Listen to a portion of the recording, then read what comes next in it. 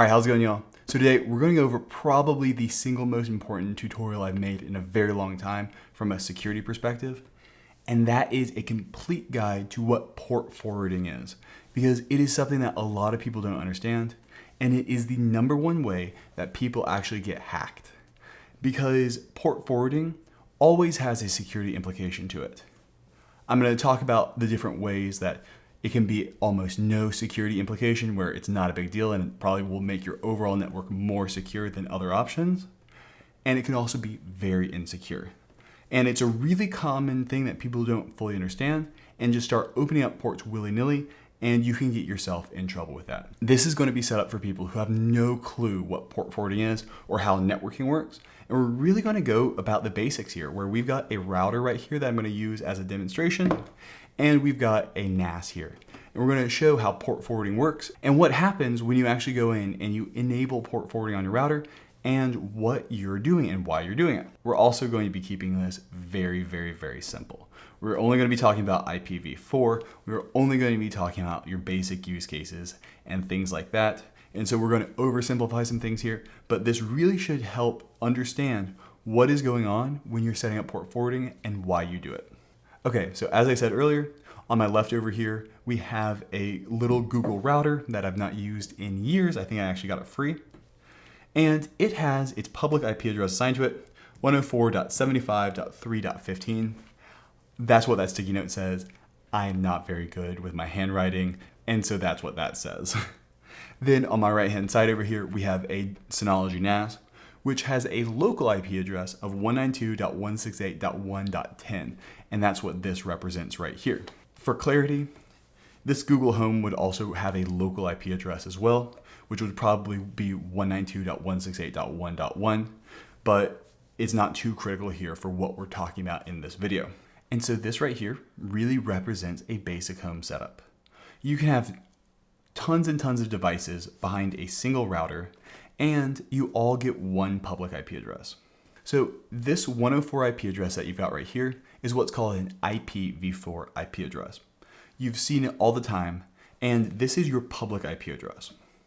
If an address starts with 10, 192.168, or 172.16 up to a certain value, then it's what's called a local IP address.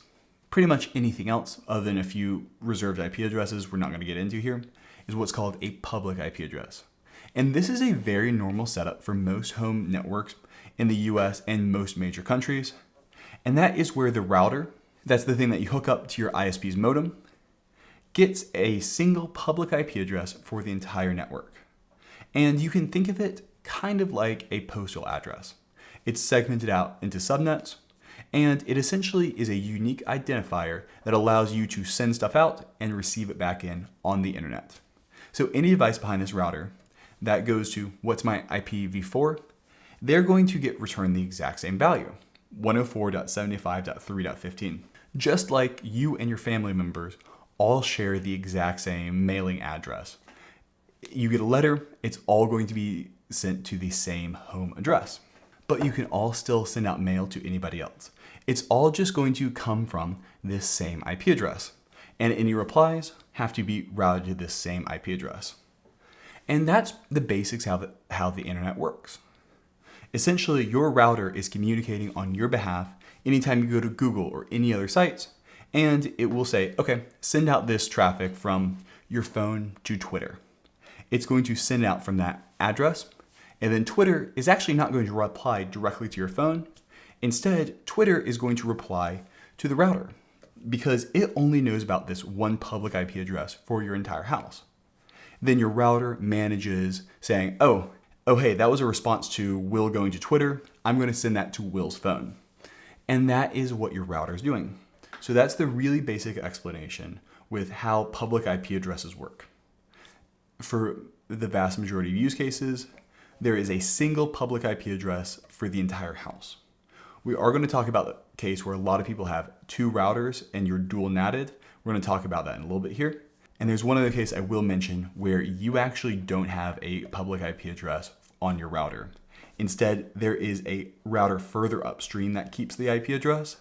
And that's for services that don't have enough IP addresses to have every single one of their customers having their own public IP address.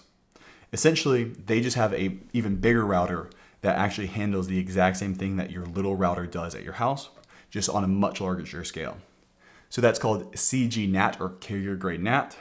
And services like Starlink and a lot of non-US countries, ISPs, will do this.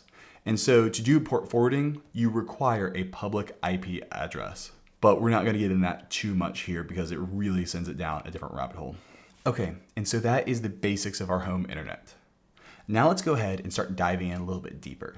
Everything I talked about in the first part of this video talked about your local devices, your phone, your iPad, your computer, all contacting external web services, and then your router is handling the reply. But what if we want to be able to contact something on the local network from outside of our local network? So let's say we're on the internet and we want to be able to share a file with somebody from our NAS. How do we do that? As I said earlier, you have a single address on the internet that controls your entire house. That's that 104.75.3.15 IP address. That is your home's postal address. That is essentially what gets letters delivered there. But the Synology does not have any unique identifier on the internet at all. Traffic being sent here has no way of knowing it's supposed to be sent to the Synology unless the Synology was the one who originated the connection. For example, if Synology goes to the update server, so it goes to the Synology update server, it's going to send out a request to synology.updates.com, whatever. And then synology.updates.com is going to come back in, boom, reply to that packet, and then because it's a reply to an existing connection, the router's like, oh, hey, that's just a reply to that connection. That means it needs to go to Synology. But if we're outside of our home network, if we're on the internet, how do we initiate a connection? And that is what port forwarding does. Port forwarding is essentially the name on the outside of an envelope that is the unique identifier for who in the house needs to receive this mail. And it has a security implication to it because now, anytime you do port forwarding, it allows stuff from the internet to start talking to stuff on your network, which is fine if that's what you intended, but you want to make sure you're talking to the right things that are designed to be secure and designed to be opened up to the internet. Okay, so there's still one last piece of information we need to go over before we can understand what port forwarding is, and that's what ports are. And ports are essentially just an add-on to an IP address in a sense. The IP address gets you to the house, and then the port gets you to the thing within the house, much like the name on the outside of an envelope. If we're looking at public web servers, they do different things. So say you're trying to do web traffic. Well, that's port 80 and port 443. And so every single one of these different services has a different port. DNS runs over port 53. And so that way you can say, okay, I don't want to just get to the server. I don't want to just get to the IP address. I also want to get to a thing within that. And that is what ports have. There's a bunch of different ones. If you ever heard about SSHing, SSH generally runs over port 22. That's the default port. So all of these different services have a default port. And that way, it keeps communication really easy. You can communicate with specific services using specific ports. And so that's what ports are. And you can even use ports for whatever you want to. Technically, yes, web is supposed to be over port 80. But if I wanted to put it over port 8080, I can do that. It's all about how you configure everything. And so you can set those up, however. That should be the last piece of information we need to know. Just think about ports as a way to get to a specific service. And when we're going to talk about the home, services can actually be different devices. So for example, a few common ports you may have seen if you've used a Synology NAS before is port 5000 and 5001. So instead of Synology having its web interface on port 80 and port 443, 80 is web, 443 is web encrypted, Synology DSM instead runs on port 5000 for unencrypted and port 5001 for encrypted for its web interface for DSM. You can pick any arbitrary values you'd like for those as long as they don't conflict with anything else. And so if you ever want to go to Synology DSM, you type in the local IP address 192.168.1.10 :5001, and that will bring you to Synology DSM encrypted. And that is how ports work. they're all set up to have different services. Other common ones is 6690, which is Synology Drive Share Sync. And there are a whole bunch of those that you can choose from. You can also customize these however you'd like to, but we're going to talk very simply here. So that is what a port is. And port forwarding is exactly what the name makes it sound like. It is the act of listening for a specific port. Instead of the router doing anything with it, it says, hey, when I get this port, send it to this device. And so now let's go back to the very beginning goal that we talked about. And that is, I'm on the internet, and I want to be able to connect to my Synology. I want to be able to share photos with people. And we're going to be running this on port 5000. 5000 is technically unencrypted by default. For the sake of this example, we're just going to use that. You can also use 5001. You can use a random port, up to you. And so we want to be able to have incoming traffic that comes to our home's IP address, because that's the only unique identifier our entire house has on the internet is its 104.75.3.15 public IP address. That's all we know how to get to this device right here. And so what we're going to do with port forwarding is we're just going to tell our router, hey, anytime you see a request for port 5000, instead of processing that yourself, I want you to forward it to this device. So that's our port forwarding rule right here. What it's going to say is, anytime you get traffic on port 5000, forward it to 192.168.1.10. And that is how port forwarding essentially works. So now we're over here on the internet, I don't know, my cell phone, I'm away. And I want to connect to my NAS. So I can type into my browser 104.75.3.15 on my phone over here, :5000. What that's going to do is it's going to send a traffic to my router. My router is going to say, hey, I've got a rule for that. Anytime I see something on port 5000, I'm just supposed to forward it on to this IP address 192.168.1.10 and have them respond. You essentially have one IP address that has multiple services behind it, and they're all sent to different devices by port forwarding. If I had a second Synology, I could do another port forwarding rule on port 5100 and have that sent to a different device. You can do all of that with port forwarding. And so that's how you can run multiple servers all on the exact same network, and you just differentiate them by port forwarding. But now this is where you could have an issue, because anytime you do any kind of port forwarding, you always are opening up a service in some way to the internet. Because now, not just my phone can access DSM's web interface.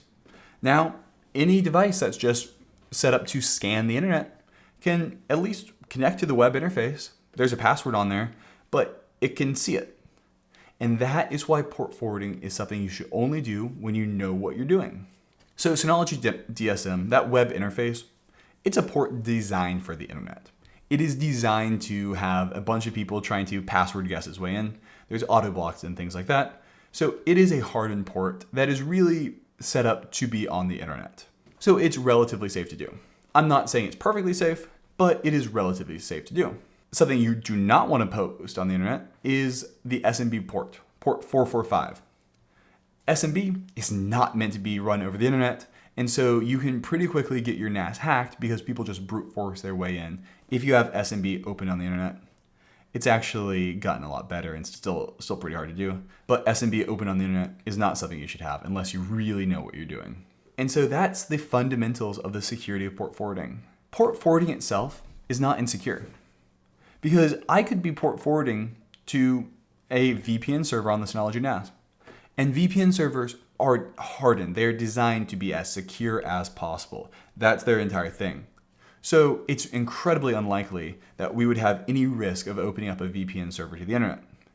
In fact, port forwarding and using a VPN server like OpenVPN is going to be more secure than using Quick Connect without port forwarding. That's because OpenVPN now adds an entire second layer of security on that. So even though we had port forwarding with the VPN server and no port forwarding with Quick Connect, they still both gave a little bit of external access to the internet, and so the VPN server will be more secure. So that's a really common misconception that people have is, oh, I'm not going to open up any ports whatsoever because that's always insecure.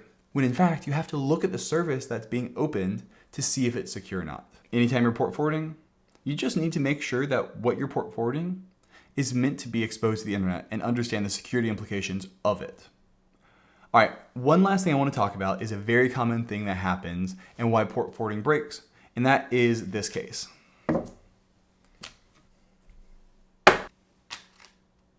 Okay, so right here, the Zima board, I'm going to be using as my second router. So this is a very common case that people have. This right here is that router that came with your ISP's modem. That's terrible. They gave it to you, it's set up, but you immediately went out and you bought yourself a nice new flashy mesh router system. Who knows what it is? And you set it up and plugged it in here. Well, actually what you've done is if you've not set this first router into what's called pass-through mode, you now have two different routers on your network. This one right here, the very first one that's hooked up to your ISP, is the one with the public IP address. And you can actually still do port forwarding with this. It's just adding another step. If we tried to use that same port forwarding rule as possible, where this NAS is on 192.168.1.10, our ISP's router over here is not going to have a clue because it's only seeing this device, our middle router. So we can't port forward directly from this device to this device because we have another router in between.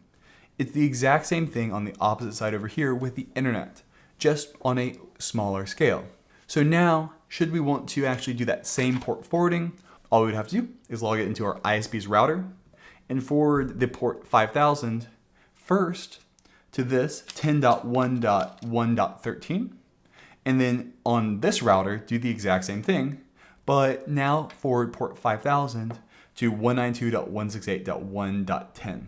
So you can chain your port forwards like that. That way, first, when I connect to my public IP address :5000, I'm first going to be hit to my ISP's router. My ISP's router is going to say, okay, forward that to the mesh router that I got. Great. So we've now forwarded that to this mesh router right here. And the mesh router says, oh, I'm supposed to forward that to the Synology. And that's how you can port forward with multiple routers. Though honestly, the best thing to do in that case is actually to put your router in what's called pass-through mode, where the router actually just takes the public IP address and gives it to a router later on. And so now this right here is only acting as effectively a modem, and it is sending all public traffic to this right here. And so we only have one object doing routing on our network. And so that is a much better thing to do. All right, and so now there's one additional part of port forwarding that I do want to talk about, and that is something you really should disable right now. So we're going to go back to our original example, and we're going to talk about something called universal plug and play. In our example, the port forwarding actually had to be done by logging into our router and telling it, any traffic on port 5000, send to this IP address. There is a protocol that was a great idea at the time called universal plug and play.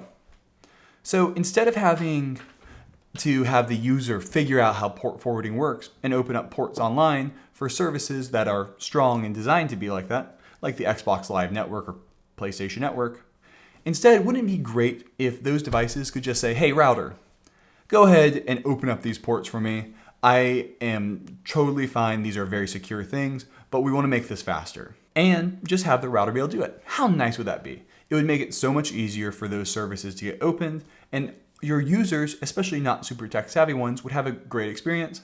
And a device that's opening up ports knows what it's doing and knows it needs to be secure, so it's not going to open up ports that it doesn't need, right? Well, you'd think that. And then a bunch of IoT devices came out and security cameras that were like really cheap and wanted their users to be able to access them, but didn't really want to spend time figuring out security. And with that, one of the largest botnets was created essentially. With the process called universal plug and play, it allowed any device on the network to open up any ports it wanted to itself. And so the universal plug and play protocol allowed for devices on the local network to request ports be opened up on a router. And all these IoT devices were essentially just opening up ports willy-nilly, even though they were not hardened against them. And a few people just figured out, this is easy to exploit. And in some cases, just essentially scanned the internet for open ports and tried default usernames and passwords and got into millions of devices and created these massive botnets that could take down web servers no matter how hardened they were with these massive DDoS attacks. It essentially turned all those IoT devices into just zombies that would attack anything at their command. And so that's why I really recommend disabling universal plug and play on your router. A lot of cheap home routers still leave it as enabled. Disabling it on a device doesn't do anything, unless that device is really insecure and going to open up dumb ports. What you really should do is log into your ISP's router and look for a protocol called universal plug and play and disable it. By disabling it, it will no longer allow devices on the local network to open up ports online. That way, if you're opening up a port, you have to do it manually. Then, if you want to make your Xbox Live experience better, you can actually go ahead, figure out what ports Xbox needs, and then manually forward those from the router to your actual device. And that way, you know what's open, and you know no sketchy IoT devices are going to be opening themselves up, and now anybody can see into your house because your cameras are broadcasting all that information unencrypted. All right, so quick interlude here.